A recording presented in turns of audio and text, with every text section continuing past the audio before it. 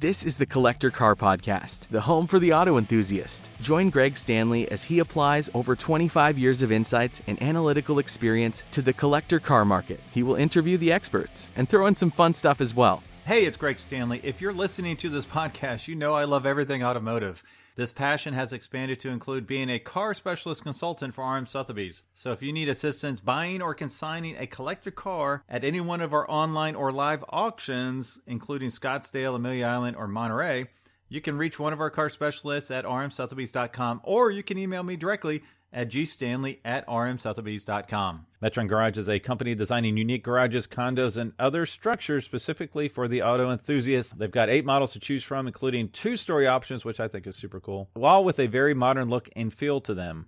And they come in all sizes, and they're fully customizable. You can check out them today and start speccing your own ultimate garage at metrongarage.com, where you can request a catalog or talk to someone to learn more. So be sure to check it out. I just want to give a quick thanks to Euro Classics for sponsoring this episode. Euro Classics is all about collector cars, from servicing your new BMW M5 to prepping your Porsche for the racetrack to executing a total restoration on your favorite classic. They do it all from routine maintenance to performance upgrades to appraisals and everything in between. You can learn more about its owner, Dale Oaks, by listening to episode number 65 of this podcast. And you can find Euro Classics in the Kentucky, Ohio, Indiana service area and online at euroclassics.com. Classics, CLASSIX.com.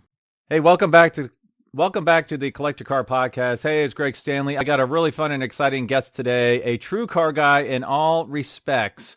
Most of you know who he is, but a few of you that don't, we now have Jonny Lieberman on the line. Jonny, how you doing? Hey, I'm doing very well, Greg. How are you? Doing fantastic, man. And now, like I said, probably 99.9% of our folks that listen to this podcast know who you are, but for that 0.01% that don't, can you just kind of give us the Jonny Lieberman 101 real quick? Yeah, I doubt it's anywhere near 99%. Okay, I'm Jonny. Probably know me from Motor Trend. I'm the senior features editor at Motor Trend. I've had that title for a decade. I'm also on Spike's Car Radio. So if you listen to that podcast, you hear me most of the time. What else is exciting? I don't know. I'm driving up Pikes Peak this year. I'm actually competing in the event. I just started training for that. And yeah, I don't know. I've just been kind of doing this car thing professionally for, it's been over 16 years now. Yeah. And I'm really thrilled to have you on. A couple things. I mean, you drive cars all the time. You know, you're in all sorts of different cars. I love Spike's, radio show or podcast. I listen to it all the time. He was a previous guest. So was Matt Ferris. So I'm thrilled to have you on. And what I love about you on Spike's, you never not have an opinion. You're always That's right. Well, I mean, it'd be pretty bad radio if you didn't have an opinion. That's right. It's funny, Greg, you say it, because this is something that, people don't get. They're always like, you be objective or whatever. It's like, I'm in the opinion business. Like, my job is literally to drive cars and write about them, make videos about them, and to talk about them on podcasts. I mean, that's literally my job. So I have to have it. Yeah, and I love it. I'm also kind of somewhat surprised, maybe get a little insight on this. We are going to get to your ultimate garage, which will have the 10 cars-ish that you picked for your ultimate garage. But are you ever worried about upsetting a manufacturer by being a little too brutally honest? No. Good. No, that's good. No, not at all. No. First of all, look, they're well aware. Let's put it like that. Like, the people that build cars for a living, there's nobody, let's say you're talking about, I don't know, a Porsche, right? There's very few people at Porsche who, have only ever worked for Porsche. Odds are they probably came from like Bosch or Mercedes or General Motors or something like that. So they know a good car and a bad car. They professionally evaluate a whole bunch of cars before they start making a car. So when they release something, they're well aware. And, Bob Lutz wrote that book. The title of it was Car Guys versus Bean Counters. And it's true, right? If you give engineers a blank sheet and say, don't worry about the cost, you're just going to get nothing but the greatest cars ever made. It's when the bean counters come in and say, well, and they don't even say, like, we want to save this many cents. They just say, like, does the rearview mirror need to be the best in the segment, or could it be the middle of the segment? Right. So go to the supplier and ask for the middle tier rearview mirror. The foam. Do we need the best like Rolls Royce foam, or could we get away with Buick foam? Because it all comes from suppliers. You know what I mean? So it's they're well aware, and I never like catch anything that the manufacturer isn't 100% aware of. Let's put it like that. Right, right. And you probably give the designers some pretty good ammunition to go back to those bean counters and say, see, I told you we needed X, Y, or Z, right? Yeah, and honestly, I mean, I hate using the word honestly. Strike that. But yes, I've had several times where I've had people say, thank you for saying that. Now, when we go in for the refresh, we can point to this. I'll give you a great example. I was in Munich recently with BMW for the Munich Auto Show, and I drove a couple of their new EVs, the i4 and the iX. But we had a bunch of workshops, and this is that's a whole separate story. I think we had 13 workshops, which is like being in college again. It was horrible. But one of them was, let's look at the new X3M. This is the refreshed X3M. And one of the things they said is we've softened the suspension quite a bit. And so I pulled the engineers aside. I'm like, why'd you soften it? And the guy looks at me. He goes, because of your article and the article in Car and Driver. Like you were so mean about how harshly it rode that we softened it. I said, great. And he said, yeah, no, it was too harsh. But we were able to like get that budget approved to redo the suspension. Oh, that's cool. Right. Yeah. So I always feel, like I'm doing. I'll give you another one if I may. This is a long time ago, but back when the 5th gen Camaro was out, the pre-refresh, it had this horrific steering wheel. It's hard to explain how bad the steering wheel is, but if you've ever tried to carry a bunch of like flattened cardboard boxes between your thumb and your fingers, you know how you just drop them after a little bit because your hand gets fatigued because it's a weird way to carry something. So because the steering wheel wasn't actually round and had these big thick pieces, it sort of forced your hand so your thumb was like touching your straightened fingers, and it's a really weak position. And so after an hour drive, your hands are tired, So I said something like, how does Mark Royce, who's now the president of General Motors, by the time he was like their car czar or whatever his title was, I said, how does supposed car guy Mark Royce go to sleep at night? No, he's selling the worst steering wheel on the market.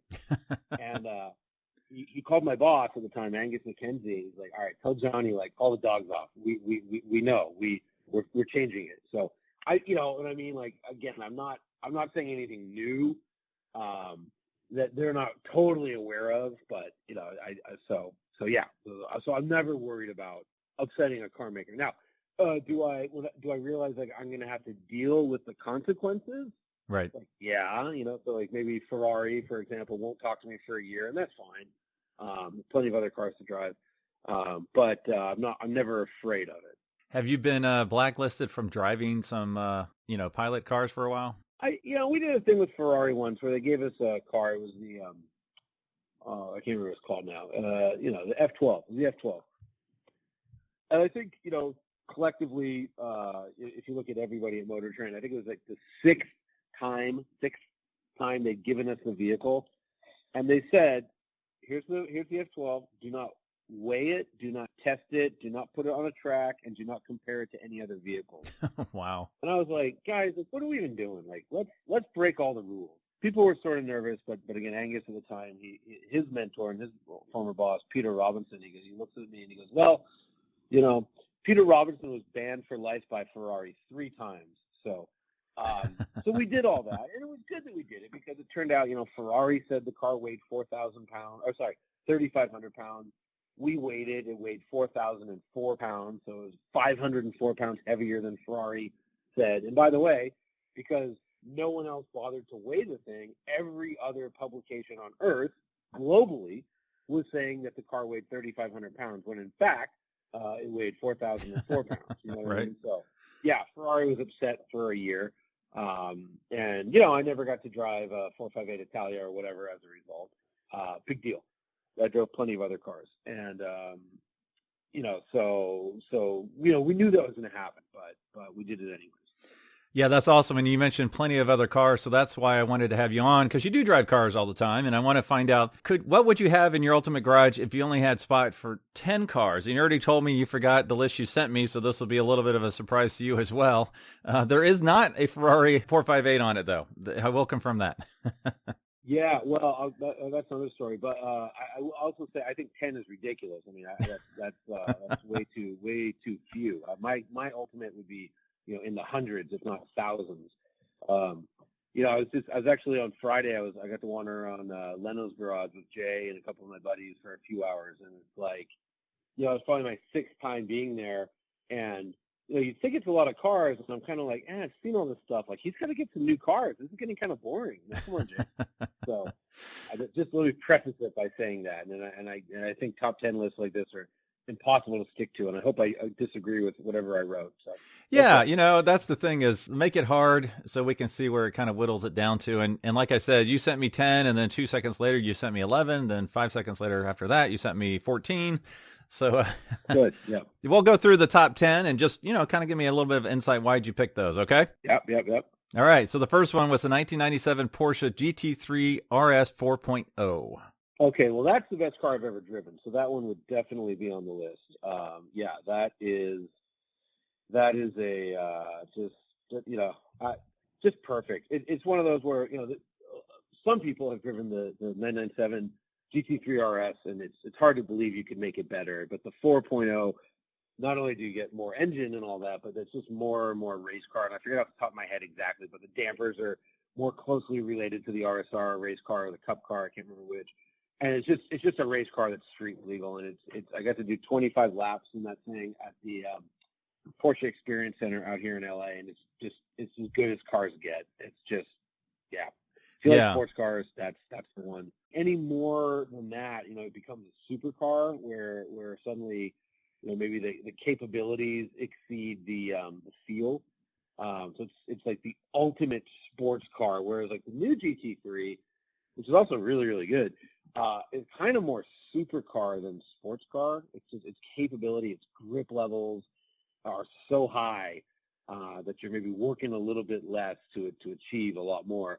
But yeah, that 4.0 is like, and look, I forget what they're going for today, but I think I heard one sold for like 900,000. Yeah, they're way up there. Like a $240,000 car, which was nuts back in 2011.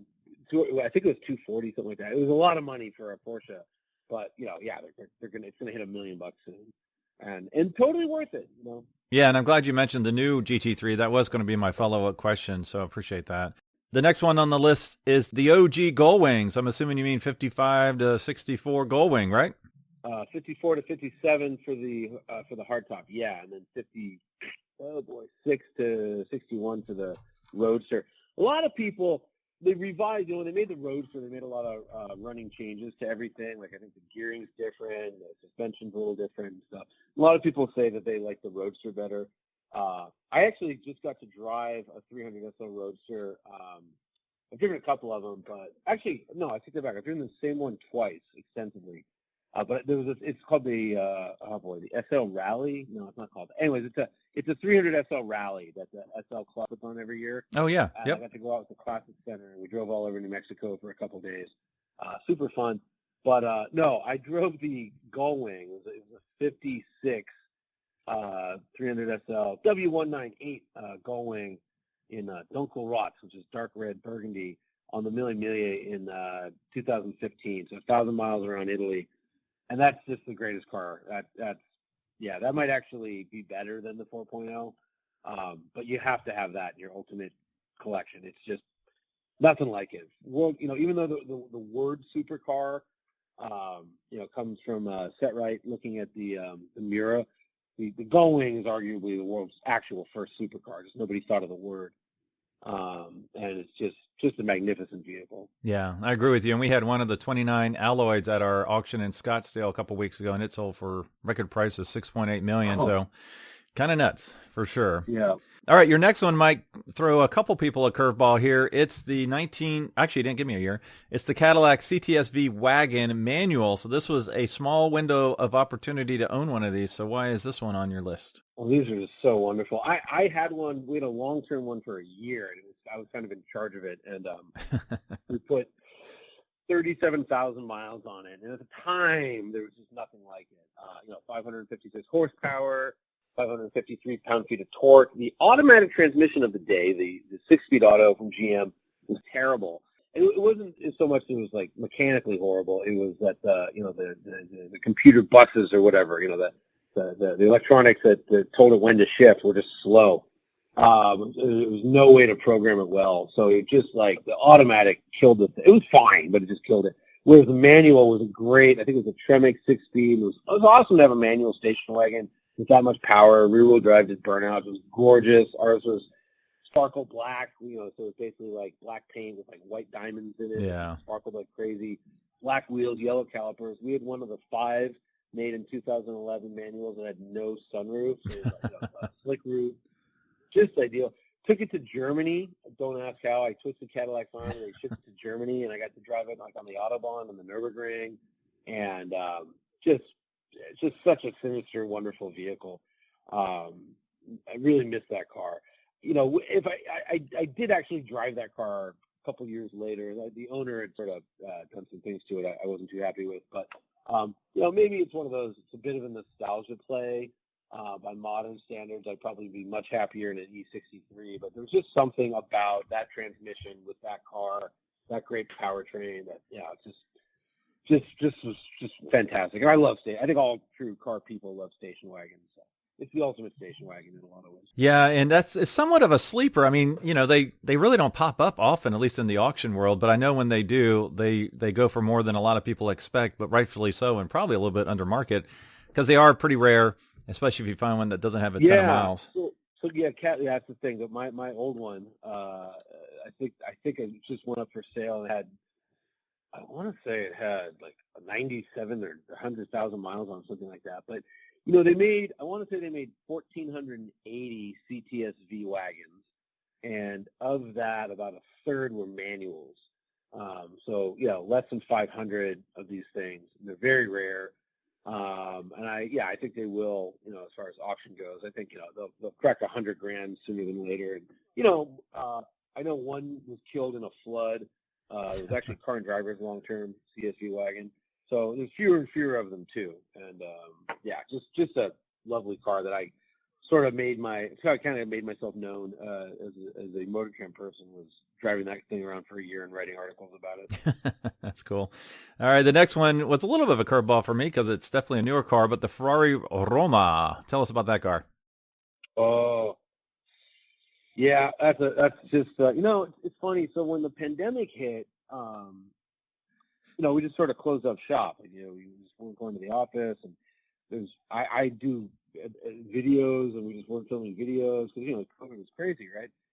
So I didn't know what to do with myself, and I just started and nobody was doing anything. So there was just press cars laying around, and I'm in LA, where press car capital of the world, plus the best weather, the best roads. So I just started booking in supercars every week. I get a new supercar. I'm still kind of doing that, but I just drove an embarrassment of riches. Every great car there was, I'd get it for a week and go up and down Angeles Crest and do car shows and whatever, just to keep myself sane. And I realized after, either 12 or 18 months of doing that, the car that I kept dreaming about was the Roma. And I think it's the first Ferrari in a long time that's calm. It's not trying to out Lambo. It doesn't look like, some weird transformer. It's got a classic mid-60s sheet metal design, very modern, obviously, but it's just the proportions are classic. It's not mid-engine, it's front engine. It's a great twin-turbo V8. It's over 600 horsepower. I was running around with my buddy who had a Lamborghini Performante, and the Ferrari was keeping up just fine up in the canyon. Just a lovely, elegant car that, I'd happily drive it every day. Just a wonderful, beautiful machine. That's awesome. Okay. Yeah, and your next one's a little more old school, and I know these as being beautiful yet slow and ponderous. Oh, wait, no, let me take it back. You picked the Icon FJ43. I was thinking more of the factory FJ43s. No, Icon. Right, that's a good catch. No. Right, yes. So this is funny. I feel like the rest of the world is finally caught up to Icon and Jonathan Ward. But if you don't know Icon, icon4x4.com, Resto Mod King. So it's really the brainchild of Jonathan Ward, who I will say off the bat is a good friend of mine. But part of the reason we're friends is I respect the hell out of him so much. He started a company called TLC, Toyota Land Cruiser TLC, where he modified Land Cruisers. And then he said, what if I just did like a almost clean sheet? So what he does with these FJs is the only thing left, I believe, when he's done is the hood and the chassis plate. Everything else he's rebuilt, and they're expensive. It's $300,000. But I was just at Barrett Jackson, and I was watching $225,000 Broncos go all day, and this is better than those in every single way. But Art Morrison, custom Art Morrison chassis. The FJs typically have GM engines. You can get like a LS7 he does, LS9. You can just whatever the LS4, whatever the supercharged, right? Yep. Small block.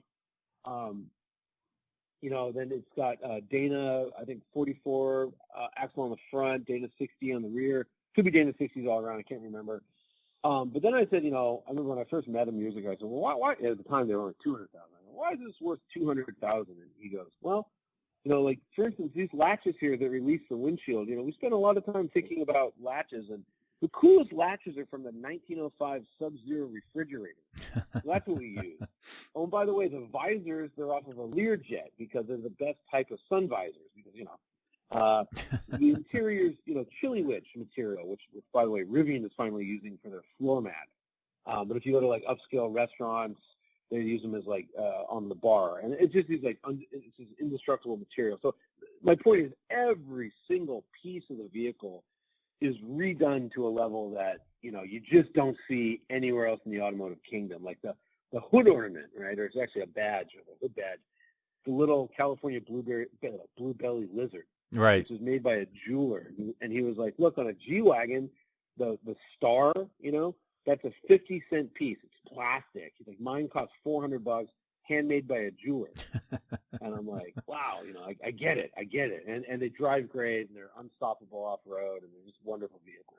Yeah. So I would love to have one of them. They are gorgeous. I'm a big old FJ fan, but also the Icon ones, and the ones I've seen in person are just unbelievable. My only ask, and if you could ask him, I would appreciate it. Can he bring back some of the FJ colors? Because his palette is not as bright as I would like it. I know you can get it in any color you want if you get it built, but No, you can't. You can't actually, because he doesn't even use paint. No, it's actually, I can't remember. It's a process. The metal is actually dyed that color. It's not painted. So Well, when you scratch it, you can't even see it because all the metals. You know what I mean? Like it's like it's not paint. I wish I remembered. Off the top of my head, I can't remember, but that's why he uses that particular palette. then They're not painted. I retract my request. Yeah. I have more appreciation for the hues that are coming out now. So thanks for that. Yeah, and like and all the electronics, it's all off of a boat. It's all marine grade, so it's like indestructible. They're just incredible. There's no plastic anywhere in the vehicle. That's a big thing of his. He just hates plastic. So even the knobs are hand machined from aluminum for the pull for the vents or the heater or whatever. Every single thing, and heated seats, Bluetooth, good stereo. Like he really goes to town on these things. I'm actually going to sleep better knowing that, so thank you. Yeah. All right, the next one's the McLaren 720S, which I've heard, I've never driven one, but I've heard this is a beast of a car. Yeah, it's ferocious. It's one of the few cars that still scares me. I should say terrifies. So basically, it's a 720S because it makes 720 metric horsepower, 711 American horsepower. But really, like all McLarens, as my friend Jethro says, all McLarens make 800 horsepower. So when you get to about 6,000 RPM, it's really when the horsepower starts coming on tap, and from like 6,000 to 7,000 RPM. It's terrifying, but it's also civilized. A lot of my fellow journalists get lazy and they say, oh, it rides like a Rolls Royce. It doesn't ride like a Rolls Royce, but it rides really well for a supercar. I always tell the story. I was in Germany. We were going to the Nürburgring in the winter for some reason, and we're on the Autobahn, and the Autobahn's covered in snow. I'm going 140 miles an hour, and my passenger in the 720S is sound asleep. So that's that tells you. But it also it's also it's 5 or 6 years old at this point. It's still as quick as anything you can buy. The 765 LT is like kind of the next step up, but that's like bordering on too much. Like my friend wouldn't have been able to sleep because it's so loud in that thing. Yeah, it makes more power, but it doesn't make any difference. So yeah, the 720 is the best of both worlds, where it's like totally rocks and rolls in the canyons on a track, yet you can drive it around town and actually go out to eat in it. It's not even like the new GT3, which is a wonderful vehicle, a little rough around town, whereas like the McLaren simply isn't. Yeah. And it's kind of a supercar for the ages. Wonderful, wonderful. A hypercar even. Yeah. Wonderful thing. Yeah. Awesome. And by the way, does the quarter in 10 seconds flat. It's ludicrous. Real guy, 3,000 pounds. It's awesome. Yeah. Yeah. No, that's awesome. Yeah. Well, your next one I find very fascinating. AMG SLS Black Series. And if you've listened to this podcast before, I've said for not the Black Series, just the regular SLS Gullwing cars, I don't believe they'll ever go down again in value. In the Black Series, I'll double down on that because those are even rarer and more insane. So tell us about that car. Yeah. So they made, I want to say 363 globally. And the thing with the Black Series that was kind of weird was the regular one, until the Black Series, it wasn't that great. It was an awesome engine. That was what was it called? The M159 V8. And it was incredible. But the car itself, I remember I spun one on Laguna Seca at Turn 11, and but I'd also driven, I don't know, probably 6 other cars that day through the same corner the same way, and it just the handling just wasn't there. And I remember our testing director at the time, this guy named Kim Reynolds, great guy. If you read old Road and Tracks, he worked for them forever, but he used to work for us. And I remember he was like, how did they let this leave the factory? This is unacceptable. Because he would just do limit handling, testing. And it was really the Gullwing, the SLS was just a really sketchy car. The Black Series, not only did they give it, 100 more horsepower or whatever it was, but it actually handled well, like really well, incredibly well. And I actually just got the opportunity last June to do 10 laps over Laguna Seca. And I did a bunch of laps like a decade ago in one, and I loved it, but I just drove it again. And funny story, so I was my friend Bruce had one, and again, they made 363 globally. I think 160 or so came to the U.S. I checked the numbers. I'm not 100% sure. Anyway, Bruce was like, hey, you want to drive it on the track? And I'm like, yes, sir. Jump in it. And Randy Popes, who's a friend of mine, if you know Randy, he's a very successful race car driver. He's won Daytona twice, among many other things, Pikes Peak champ. He's like, hey, I'll jump in the passenger seat, So we go out, and, the first thing you get treated to the noise because they had side pipes. There's just this ludicrous, snarling 6.2-liter V8 noise. We go, we do a lap, and I'm just in awe. And then Randy, because he does coach and he's a much better driver than I'll ever be, he starts telling me, like, hey, brake later, do this, blah, blah, blah. And after like half a lap of him ruining my enjoyment, I'm like, Randy, shut up. Actually, I think I swore at him. I was like, shut up. Let me drive. I'm not going to get any better, especially not now. Let me just enjoy this, And it was just epic. We did 9 to 10 more laps. Car is just wonderful, plus gorgeous. The Black Series, I should say, looks better than the regular one. Yep. Sinister, and again, rarer than anything. Yeah, that's awesome. That's great. Yeah, I actually know of where there's one with like 500 miles on it. It's crazy. So prefer to see him out there on a track or just having fun on the road. All right, we got 3 more to go, and then I'll run down your the last 4 you threw at me at the last moment. But your next one's the Aston Martin DBS Volante. Oh, yeah. Geez, I'm picking all new cars. Well, I mean, geez. Again, same horsepower as the 720S, weighs about 1,000 pounds more, but, front engine, literally gorgeous. I don't know why I said Volante. I had a good experience in the Volante. I think maybe I'd go with the hardtop, which is the Superleggera. Either way, can't go wrong. And it's just one of those, like, just look at it type cars. And then, we used to do this thing called World's Greatest Drag Race, where we'd line up a dozen cars on a runway and just do a drag race. And one year we did a half-mile race. We were out on the Vandenberg runway, which is the Air Force base. Where the runway was built to land the space shuttles. It couldn't land in Florida for some reason. Yep. Really, really good runway. And so the half mile, we had a McLaren Senna, which is actually kind of a miserable car, but makes almost 800 horsepower. It's ugly too, officially, and very light. It's ugly too. Oh, so bad looking. Yeah, crazy. It's an evolution of the 720. I think it's gorgeous. But anyways, so the McLaren wins the half mile drag race. But number two was the Aston Martin. It really makes a ton of horsepower because it's a twin turbo V12, and I don't know. I think Merrick Reichman is he has a horrible title now. It's like VP of Visualization or something. But he's chief designer at Aston Martin. I think he's one of the best that's ever worked, and I think the DBS is the best looking car he's done by a mile. So yeah, I would very happily have that real grand tour in the truest sense of the word. Yeah, awesome. All right, well, we got two more. Both of them I actually love. The next one's the Lamborghini Diablo SV Monterey edition, which I'm not familiar with that. So tell us about that. Well, okay, yeah, they made 30. I wasn't familiar with it till I drove it, but yeah, it was like Monterey Blue, which is sort of just a blue, for lack of a better term.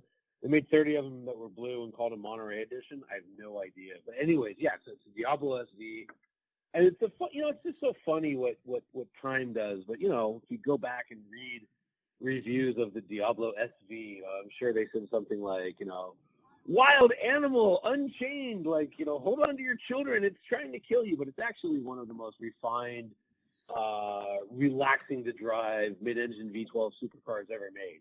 It's just a sweetheart. I've driven a couple Diablo SVs. My friend let me drive his Monterey edition, which he sold, and I'm still very angry at him for that, but he sold it. But just wonderful, and unlike a Countach, spacious, and not horrible. I love the Countach, but it is a miserable thing to drive.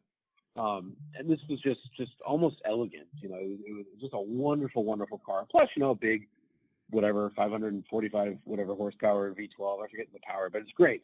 Great manual, big trunk. Just a wonderful car. Yeah, they're beautiful cars. I've often shared that the first supercar I saw in person was like a 1983 Countach. So I have definitely a spot in my heart for that car, but the follow-up Diablo I just saw was an absolutely stunning, gorgeous car as well. That's so funny you say that. I was 8 years old, so it would have been 1983, and I was in Montreal where my dad was from, and we were in if you've never been to Old Town Montreal, you got to go, but it's just this beautiful, very European-looking part of the city where everything is just kind of dark gray stone, and there was an orange Countach. It must have been brand new, so an 83 Countach sitting on gray cobblestones, and it just blew my mind. I still think my entire life kind of flowed out of that one moment of seeing this car. And my dad, he loved cars, and he let me look at it for 30 minutes. Which I think a lot of people wouldn't do with their 8-year-old. But I just stood there and ran around the thing, but stood there and just stared at it for 30 minutes, and I could not believe what I was seeing. This is a spaceship. It was sitting in the old part of Montreal, and I love Lamborghinis for that reason. Driven many Countaches, including I actually just drove the very last Countach ever made, which is interesting, but still terrible. Whereas the Diablo, and I've driven the first Diablo, which was a bit unchained, very unrefined, but by the time they got to the SV, just a masterpiece of a car. Yeah, agreed. Yeah, and I think those are a little bit underappreciated, especially well, I think they all were manuals, but any of those Diablos, are a little bit underappreciated right now. All right, the last one is another sleeper, and like I said, we'll go over your 4 emails you shot me right after you sent the list of 10, but I think this is one of the most beautiful sport utes ever made, the Rambo Lambo, the Lamborghini ML002. So tell us why this made the list. Yeah, it's another one of those, just look at it, and also childhood nostalgia, but it is, I just drove one rather recently. I've driven about 3 of them, which is funny because, they built, I think, 347 of them. So I've almost driven 1% of all LM002s, which is a stat that I find very funny. But, yeah, It's got a Countach engine, although reworked for more torque. It's got those insane Pirelli 17 by whatever it is, 365 tires. Yeah. The original Scorpions, which just looks so cool. It was actually Gaddafi of all despots, wanted it for his military, and that didn't work out. But then, it actually goes back further than that. I mean, the U.S. put out a call for the Hummer essentially, and for some reason Lamborghini thought, oh yeah, we'll make one. And they made like a rear engine thing that's called the Cheetah, and the government went with the Humvee, but then they kept building on it, and so yeah, it's a Lamborghini Military 002. And there was an 001, which I believe was still rear engine, but it was a V12 instead of the V, and they only made one of those. It was a prototype. But yeah, I mean, it's a giant V12 SUV with a stick shift, and it's hysterical to drive, and it looks better than almost anything. And it was designed to have a 50 caliber machine gun mounted in the back for the Libyan soldiers to shoot at whoever they want to shoot at. It's just a crazy vehicle. Right. Yeah, and like I said, I drove one recently, and it's still a ton of fun. Right. I would love that. And also, very interestingly, Horatio Pagani was, I had heard that he had done the interior, and so I was actually hanging out with him in Texas a few months ago, and we're having some drinks, and I mentioned that to him, and he said, no, I did much more than the interior, and he kind of went through the whole development process, and he really did.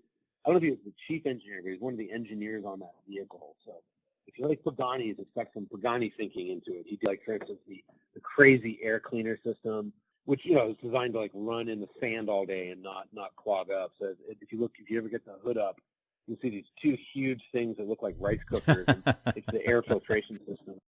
But, yeah, just a wonderful car. And, real quick, they made, I think, like 5 of them with the marine engines. They were called the LM002 America. So it was a 7-liter or 7.2 liter. I can't remember off the top of my head, but it was a 7-liter marine V12. So it really had a lot more power and torque instead of the 5.2 liter. Wow. Yeah, great. Pretty cool if you can find those. Yeah, and you just hardly ever see them because they are so rare, and they are just absolutely stunning. I think they're gorgeous sport use, like I said. And if I could tell one more little silly story. And again, it goes back to my dad and car shows and seeing stuff. I was like 12 or 13 or something, but at the LA Auto Show, they used to put like the weird brands down in the basement. And so, Lamborghini was a weird brand because they were always, on the verge of bankruptcy. And they might have been owned by, I don't know, Proton at this point or whoever bought them. But I remember I walked down there and there was a white LM002 and a black Vector, the Vector W3. And they were kind of parked like catty corner from each other, and I was like torn between the two. Like, oh my god! Everywhere I looked, I couldn't believe that. Like I thought, the two most amazing vehicles of all time, and in a lot of ways, still kind of are. We're sitting there, so it was crazy. Yeah, that's really nuts. And I'll do a quick shout out. I do have pictures of the Vector factory back in 1993 when I toured the second gen, which looked kind of like whale sharks.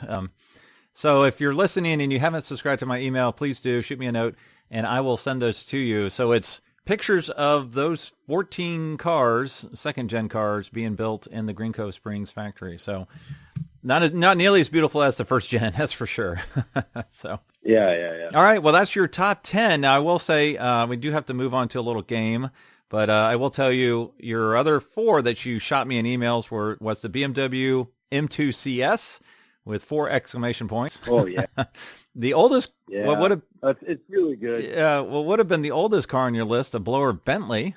Oh yeah. You gotta have the Audi Sport. 1929. 1929. Okay. The Audi Sport Quattro, and then a Lancia. I forgot what Lancia you were referencing. Probably said like the Delta Integrale, but maybe not. Which Lancia was it? Oh no, it was probably a B20 Aurelia. No, that's it. Yep, that was it. Yep. Yeah. Oh. Yeah, that's another one from the Melee where there was a bunch of those, and they're just the most gangster looking things, and they're beautiful. And my friend Paul has one, and sometimes when I go to, Paul Zuckerman is on Spike's car radio. Sometimes we record in one of his garages where it sits, and it's just like, bite your fist, gorgeous, and just such a cool car. Yeah, there was actually. But I could go with 10 more right now. If you I know. Like I said, there was actually less than 100 seems sort of There was actually one of those Lancias that was kind of resto modded at the Quail last year. I don't know if you saw it. The top was slightly chopped, and man, it looked menacing, like you said, and it was absolutely gorgeous.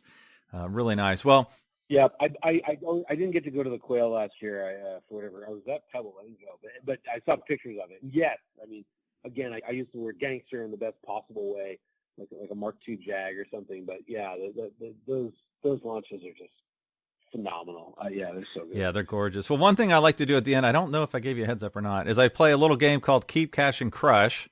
So I give you 3 cars. Okay. You have to pick one to keep forever, one to cash in, and one to unfortunately send to the crusher. So are you ready for? No problem. Nothing makes me happier than destroying cars. I was like, you remember that Cash for Clunkers, and everyone was like ripping their clothes and crying. I was like, good, get them off the road. That's right. All right, so easy to crush one for you. All right, so I loved your article you just posted for Motor Trend about the new GT3. So that is one of the cars, and I'm quoting you here. Okay. One of the greatest performance cars made now or never. The second one I don't believe you've driven because I don't know if they've even put any out for testing yet, but it's the new Corvette Z06. So 2 new cars. And then the third one is that 1929 blower Bentley. So which one are you going to keep forever? Which one are you going to cash in? And then which one are you going to send to the crusher? Okay. Well, we're definitely just going to have to crush the Corvette because, why not? Done. Okay. That's too easy. And then, okay. Cash in. Yeah, cash in would definitely be the 992 GT3 because, they're selling for $100,000 over sticker right now. Arguably worth it, but we're going to keep building it for, 4 more years. By the way, there'll be a GT3 RS. By the way, there'll be a ST, which is like somehow built by the GT division. You know what I mean? Yeah. There'll be lots of special editions. Oh, this is the 992.1. Which is selling for $100,000 over. We'll just wait till the 992.2 comes out. So cash in, and then of course we keep the blower Bentley forever because they'll never make more, and even if they do, it won't be as good as the original. And that's a car. I mean, I remember one time I was, I think I was in Paris at the auto show, and they had like a historic hall, and it was just just a bunch of old cars lined up, and the exhibition started with that Bentley, and I remember standing in front of it. And I've been aware of my whole life. Read about them, Wolf Barnado, the Bentley boys. What it meant, why is this vehicle, because it won so much, saved the company, Bentley's still around. And I was like crying. I was just, and I think I've seen them before. I don't know why. I was really overcome with that just means I spend way too much time thinking about cars. Anyway, I was like staring at this thing, crying, and they're just it's just from a different era. So yes, definitely keep the Bentley. All right, that's awesome, man. That's cool. Without yeah. question. All right, Johnny. Well, thank you so much for joining us and playing my little game and sharing some kind of behind-the-scenes stuff about what you do day in and day out. What's the best way for our listeners to read your articles and to follow you on social media? On social media, it's Instagram. That's really all I do on social media these days. So Instagram is Jonny Lieberman, and Jonny has no H. It's Jonny, and Lieberman, like the senator, Lieberman, Jonny Lieberman on Instagram. And then I read for Motor Trend, so if you, I wrote 45 stories for Motor Trend in 2021. So there you go. Awesome, man. Odds are you'll find something. Yeah. Well, thanks so much for joining us on the Collector Car Podcast, Johnny. Yeah, thanks, Greg. I really appreciate it. It was fun to talk. Thanks for listening to the Collector Car Podcast. Don't forget to give us a nice rating on iTunes and be sure to follow us on Instagram and everywhere else at the Collector Car Podcast.